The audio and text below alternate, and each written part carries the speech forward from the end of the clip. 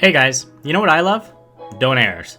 So today on Cooking with Carby, we're gonna figure out how to make them at home. I'm gonna start by combining 450 grams of ground pork and 450 grams of ground beef. If you only have one or the other, that's fine too, just double the original measurement. Once I've added them into a large steel mixing bowl, I'm using my hands to knead it together to try to incorporate one into the other. I want a consistent texture here. After we finish this, we're going to start our seasoning.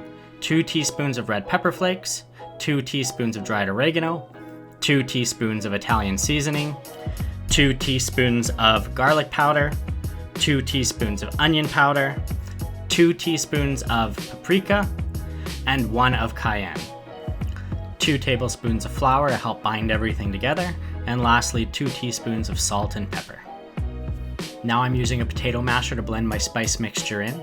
If you want to try to achieve the smooth texture that a donair shop has, you need to keep going until you almost end up with a paste.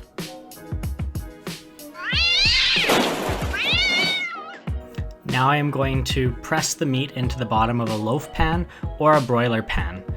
I'm trying to make sure that I can get it to all 4 corners and remove any air pockets that might be in there.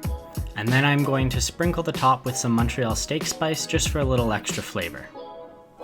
Now into an oven preheated to 300 degrees Fahrenheit for 2 hours, and we can get started on the sauce. It starts with sweetened condensed milk, 1 full can. If you don't have sweetened condensed milk, you can just use regular and add a little bit of sugar. Then 2 teaspoons each of garlic, salt, and onion powder, followed by a little bit of white vinegar.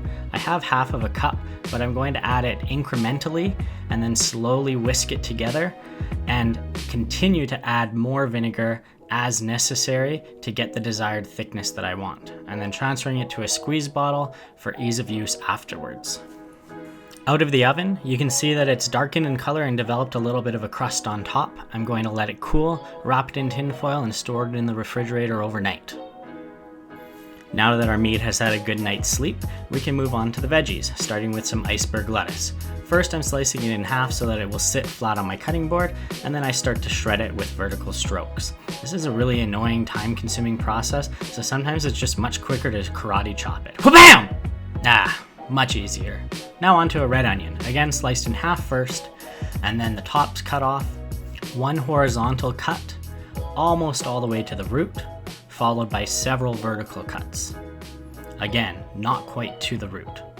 This makes it so that if I turn the onion and start slicing perpendicular to these cuts, I end up with nice, even diced onions. Tomatoes are much more delicate, so you either want to make sure that your knife is very sharp or use a serrated knife.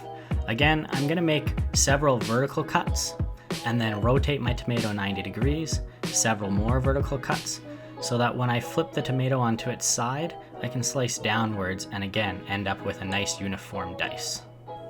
For cheese, I'm using mozzarella, but you can really use whatever you happen to have in your fridge, whether that's cheddar, marble, or provolone. Also, make sure when you're done you snack on a little bit of the cheese, because who doesn't do that? You're lying if you say that you don't.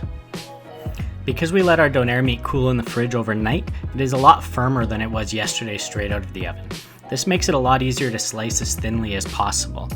What we're going for here is the ability to sort of pick one piece up and have it wave back and forth, as thin as we can get it, almost paper thin. Over to the stovetop, I'm preheating a cast iron pan on high with a little bit of olive oil on the bottom. I'm using cast iron because it retains heat really well and it's going to help to develop the crust we want on the meat, but any pan will do. Now to transfer some meat into the pan, I want to keep it to a single layer so that it doesn't overcrowd. Once the first side has started to brown, I'm going to flip to the other, and then I'm going to start to prepare my pita. I'm sprinkling a generous amount of water on one side. This water, coupled with the heat from the donair meat when I place the pita on top of it, is going to steam it. By doing this, we are making the pita a little more flexible so that it reduces the chance of tearing when we pack it to the brim. It only needs to steam for 30 seconds to 1 minute. As soon as I remove it from the pan, I'm going to dish the meat on top. Transferring to a square of tin foil to make wrapping easier later, I'm starting with some cheese to get a little bit of a melt happening, followed by some donair sauce, a little bit of lettuce, my tomatoes, and lastly some red onion. I wouldn't be mad at a little extra Donair sauce here either. The fold starts at the bottom like a burrito, and then the sides come together. I'm pinching it with one hand while I bring the tinfoil up from the bottom. Once I have the tinfoil on top, I'm folding one side over, reaching over top and pulling inwards to get a nice tight wrap, and then twisting the end and folding underneath.